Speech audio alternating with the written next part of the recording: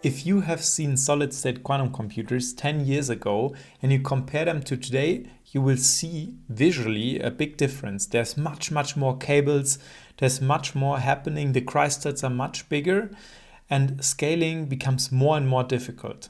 Today's company is called SCALINQ. So we are talking about scaling, and they are actually addressing this problem of scaling solid-state quantum computers and making the stuff, the material that you actually need to scale those inside the cryostat.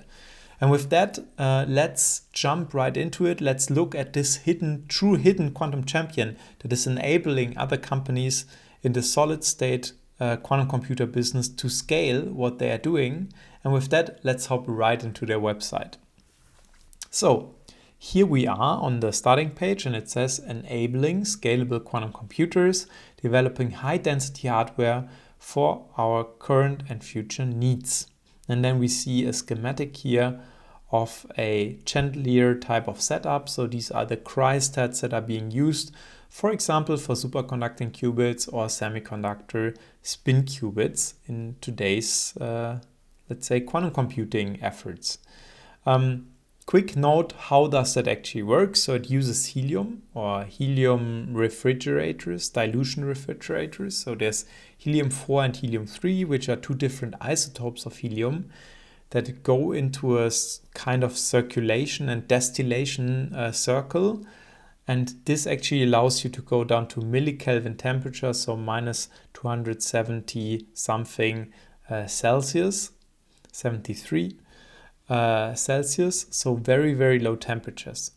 But there's actually stages in between, and you see usually up here, that's where the cables come out. This is the room temperature stage.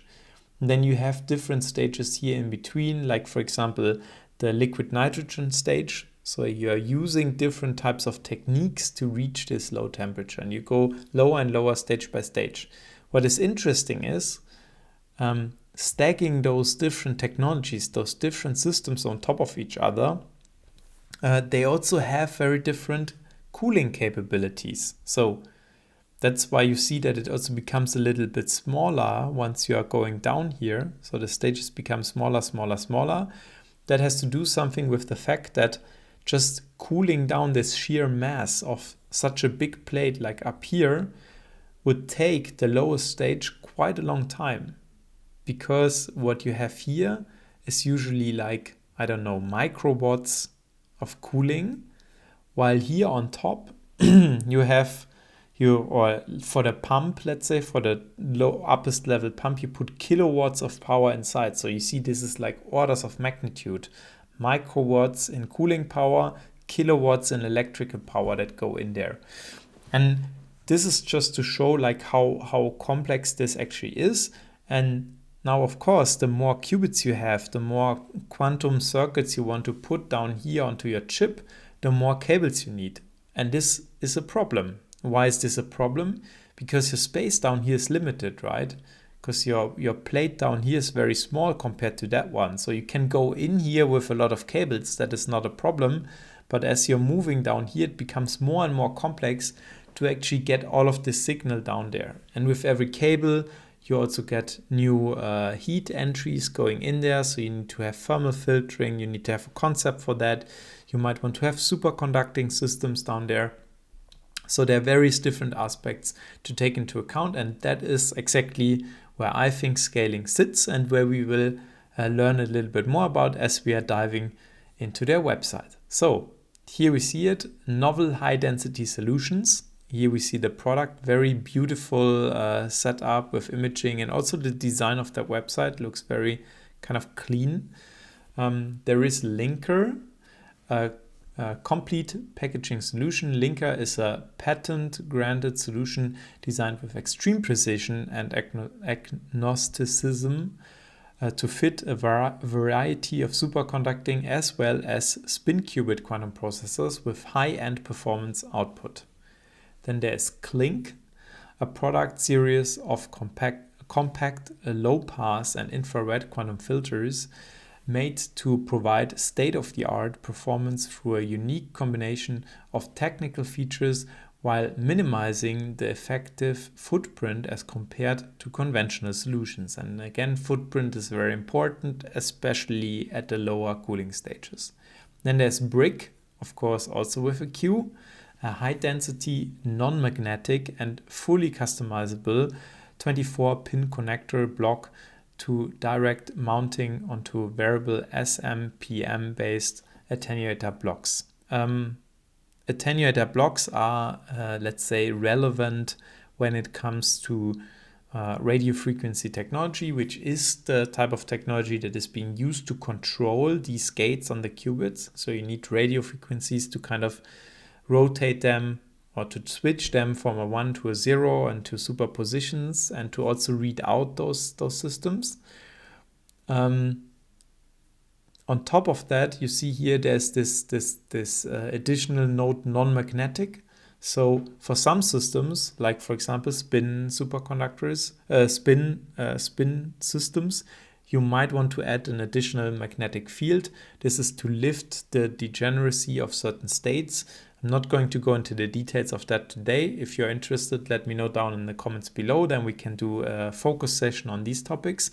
But of course, if you apply a magnetic field, for example, using a superconducting magnet in your cryostat, this magnetic field has to be tuned very exactly. And then you want to avoid that, for example, your surroundings, like for example the cables, they have a magnetic property, like for example they are ferromagnetic. Because if that happens, you will actually, when you kind of flip the magnetic field, for example by turning it to the exact opposite side, you will have some hysteresis effects in there. Or if they are let's say superconducting, they might focus your flux. So the flux suddenly, the magnetic flux, the magnetic field then is not uniformly distributed anymore. So then you also might have a problem with your chip. So magnetic properties do play an important role here as well. And then there's wider, I guess, fully packaged three-wave mixing traveling wave parametric amplifier with an integrated flux coil ESD protection and magnetic flux protection. So magnetic flux we've talked about before, ESD is electrostatic discharge. And mixing traveling wave parametric amplifier is a topic for a different video, but it's an amplifier, very important for this type of applications in these high frequency domains. Then it says unlocking the potential of quantum computing. We aim to solve the inevitable problem when scaling quantum bits in superconducting and spin qubit-based processors through high-density components. Stemming from research, we develop novel hardware solutions which simplify the advancements of quantum computers. We offer solutions to research institutes and quantum computing developers worldwide. There's also some news section down here. I'm recording this beginning of 2026, so this is not, let's say, fully up to date. And there's also an email newsletter down here.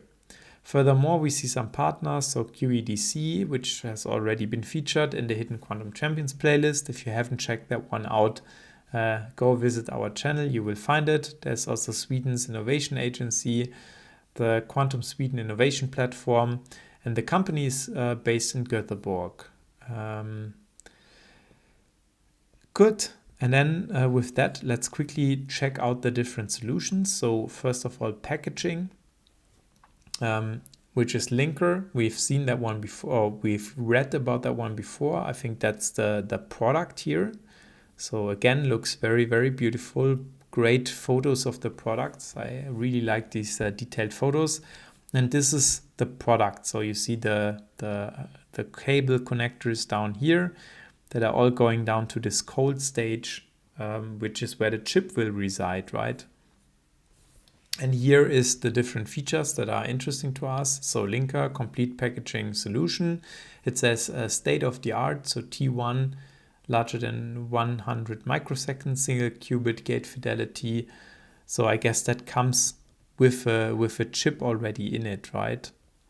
If it says these things, near neighbor crosstalk, okay, which is minus 100 dB. And then quantum processor agnostic, so able to host multiple chips in one packaging, available for chips in various sizes. There is 8 to 600 radio frequency lines, so highly adaptable and can be easily tailored to any particular setup. Its proprietary design allows mating hundreds of RF connections in a matter of minutes. So that's what you can see here, right? Fully non-magnetic, so carefully designed to be fully non-magnetic, and rigorous verification and quality assurance process. And also important to mention, right? So non-magnetic, of course, you would now say, okay, but it's easy to know, right? You just put a magnet next to it or you put it in a magnetic field. But the thing is, with all of this stuff here, it's not only about the magnetic properties at room temperature, right? You have to put it in a vacuum because these fridges operate under vacuum conditions, which is also related to the temperature because all gases will just freeze out. And then they operate under these low temperatures, right? So you have to cool it down. And some of them, because of the pump that is connected to them, they might even have small vibrations to it. So if your cable is too loose, you will actually, because it's in a magnetic field, maybe because of the magnet that you have in there, and the little pump vibrations, it can actually be, let's say, affected by induction. Because if you move an electric circuit within a magnetic field, you are inducing a current. So, and since you are measuring very, very tiny signals here, that can already play a role, right? And you have to take a lot of things into account. Testing this stuff is extremely complex. So, yeah, it's a very complex piece of equipment or a very complex piece of hardware, and not just a bunch of cables kind of hooked up into a nice golden connector. It's much more than that. And then, of course, yeah, it says host multiple chips at once and quick sample exchange. So in 60 seconds, you can easily remove a sample, which is also very important, especially in research, where you're oftentimes like cycling through your samples. So you need to be able to exchange them quick. And yeah, you can see it's scalable. So here you have the many lines, compatible with most cryostats. That's also relevant. There are different cryostat manufacturers. Some of them we've already highlighted here in the Hidden Champions playlist. And of course, these pieces of equipment, they are adaptable. And there's magnetic shielding available as well. Here are the different variants. So I guess the number always indicates the number of cables. So you see it ranges from 16 all the way up to these 220. And I think there was even like above there was a mention of 800. Or here it even says 1000. And I guess that's just not mentioned here on the standard catalog anymore, but it's possible. And they make it possible for you if you reach out down here to their sales. Then there is a filtering part, right? So we saw the low pass infrared quantum filter.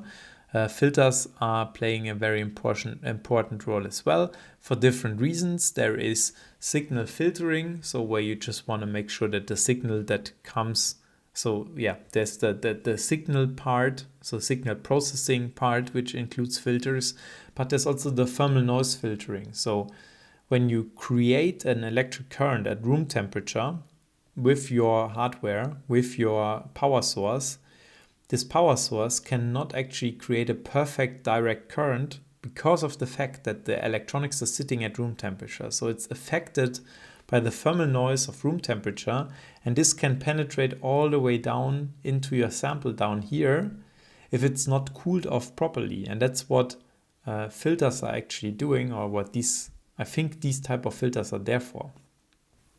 So they let low frequencies pass, and they filter out these high frequency, this high frequency noise that comes from, for example, thermal, I guess. So it says low pass filter, distributed low pass filter with superior out of band rejection, fully non-magnetic. The entire assembly, including the IR absorber, is fully non-magnetic, high compatibility, fits high density attenuator blocks and SMA wiring trees. IR filter, a fully integrated ultra wideband IR absorber with exceptional out-of-band rejection, compact design, a miniaturized design with a small cross-section dimension, and then SMPM and SMA versions available in several connector options, including SMPM and SMA, which are typical types of connectors used in this type of setup. A unique combination of high performance, low pass and infrared filtering, offering the most compact form factor that is fully non-magnetic and with state-of-the-art performance, available as a product family with varying cutoff frequencies including 1 GHz, 5 GHz and 10 GHz. I don't know how these are exactly being built, but maybe this is some type of powder, like metal powder type of filtering technique being used here. But since I don't know too much about that, I'm not gonna open that story and at this point, because I don't know what the product is actually being built like. Okay. Then another couple of these beautiful images and renderings, I guess. Here we see the brick. It's also something mentioned before, high density breakout box. So you see all the different cables down here. So the radio frequency cables, for example. Breakout box usually means we are talking about something that is up here on the cryostat, where the signal is kind of breaking out. At least that is the interpretation that I know of. However, if I look at this, I think it's more down here where it actually goes. It says brick high density breakout box. Again, fully non-magnetic, fully assembled, shipped pre-assembled for easy and instantaneous plug-in, cryostat agnostic, and also hand formable, so wires can easily be shaped and reshaped by hand. And again, this is to say you need to have some stiffness in there because of vibrations, and you want to avoid that cables are dangling back and forth in the cryostat, even like close to the magnetic field. So usually the magnet is active down here in this area. And at the same time, you need to have some flexibility, because it's a completely rigid and stiff wire, then it might not fit exactly and then things will not work. So this is this nice sweet spot in between. It comes with 24 pins for high density attenuator blocks. Brick is developed to allow easy integration of existing components into high density cryostat. The assembly is delivered complete and is easy plugged in the attenuator block with a click and fastened with screws. And the attenuator block, I guess, is what we've kind of seen before. Plug directly into HD wiring and then customize to your needs. So I guess there's also different sizes of this available. Finally, let's quickly talk about the 3-wave mixing traveling wave parametric amplifier widder, which we can see here. So building such an amplifier is also, again, extremely complex. It's very specialized hardware. You need to have your own clean room capabilities to kind of build one of those. And this is the product. Because why is it so important? Because you need to be able to work at these very high frequencies, so 4 GHz band frequencies, which is not a range where, let's say, your usual transistor-based amplifier is working. So it says near quantum limited noise performance in a 4 GHz band. So due to the 3-wave mixing and our patented dispersion engineering, our TWPA has 4 GHz of uninterrupted gain with a near quantum limited noise performance. Then pump outside of gain band. The pump frequency is well outside of the gain band, reducing the risk to interfere with the measured device and can easily be filtered out. Then simple flux bias, so provides both flux bias via the internal coil and protection from external flux, and then built-in protection. So the solution has inbuilt flux protection and ESD protection, ensuring an easy-to-use solution.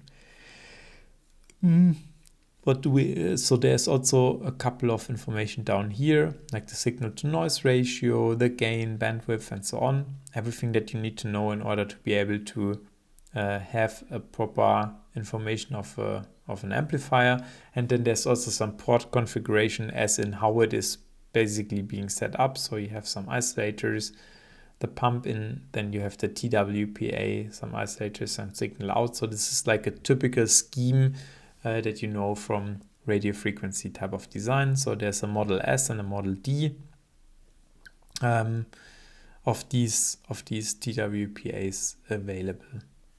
And then let's see. Yeah, so 2 DC ports are used, and then 2 DC ports are used.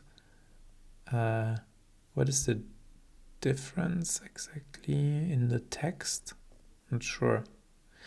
I think it's the same. And then there are the 2 different models down here, as well as product sheets available as well. Let's quickly also take a look at the About section, because it's always interesting to also learn a little bit about the company. So SCALINQ. Good solutions can't be developed behind closed doors. At SCALINQ, our team is at the heart of everything we do. Bringing together experts in quantum engineering, microwave technology, and hardware design, we develop high-performance hardware solutions that enable the scaling of quantum computers. Deeply rooted in research, our products include advanced RF packaging, high-density interconnectors, and cryogenic components designed to meet the demand of quantum computing.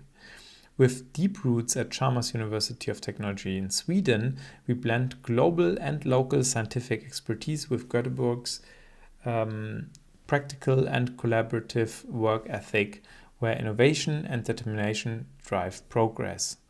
Our story: since our foundation, we have remained true to our mission and commitment to help realize quantum computing. SCALINQ is built on the foundation that reinventing the wheel behind closed doors is the enemy of progress, and we are committed to nurturing a collaborative research approach to tackling the fundamental engineering challenges in our field. The backbone of SCALINQ is a multidisciplinary team that brings together some of the greatest and most curious minds. We are proud to be a team of various backgrounds, cultures brought together by our shared hunger of exploration. An attitude we like to sum up with 2 questions. Why is it done that way? Can we do it this way? And I mean, this is something maybe one step back where this comes from, right? Because it might seem a little bit of a not understood framework here. So this comes from the research, and that's also why I was talking about these filters and the metal powder and stuff before. So when I was working actively in the lab, we were basically all building our own stuff. There was no company that was providing these types of supplies here. And you always have to kind of fiddle your whole setup together. So you would buy the cryostat from here, you would buy the wires from there, you would then kind of put everything together. You might have to build your own amplifier because it's not available on the market yet. You have to build your own filters because you cannot buy them anywhere. And then it's always like going to conferences, talking to other people. How do you do this in your fridge? What kind of technique are you using? What are you applying? I don't know. How do you make sure that you still have a good contact at low temperature and that, I don't know, your wires don't break off and things like that?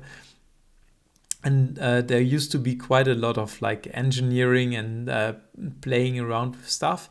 And now there are these companies, SCALINQ is one of them. We have also featured other ones already before that provide this, let's say, fundamental infrastructure that you actually need to build such a quantum lab, so you don't have to build it yourself behind closed curtains without telling anyone else, like keeping your stuff secret, so you have a little bit of a competitive edge maybe. So let's bridge the gap. Together we are challenging the status quo in quantum development. The quantum industry is constantly evolving to scale the number of qubits, but overcoming technical bottlenecks often takes years. While many research institutions and companies develop innovative solutions, there's a clear gap in commercial available products that accelerate progress. At SCALINQ, we bridge the gap. By transforming cutting-edge research into scalable, market-ready solutions, we help our partners and customers speed up the development of quantum devices, not matter, no matter their size. We believe that questions are meant to be asked, and that every challenge is an opportunity to innovate by asking, why is it done that way? Can we do it this way instead? We drive meaningful progress in quantum technology. And then partnering for progress, collaborate with us, call to action. We see known names like Q-Blocks down here, Atlantic Quantum, all QEDC, all stuff that we've already focused on in previous episodes. I think with that, we are already at the end of today's video. I hope you liked it. If so, please make sure to give it a like. If you stayed all the way to the end, you should definitely also consider subscribing if you haven't done so yet, to not miss out on the next episode talking about which. See you in that one. As always, stay hydrated. Bye-bye.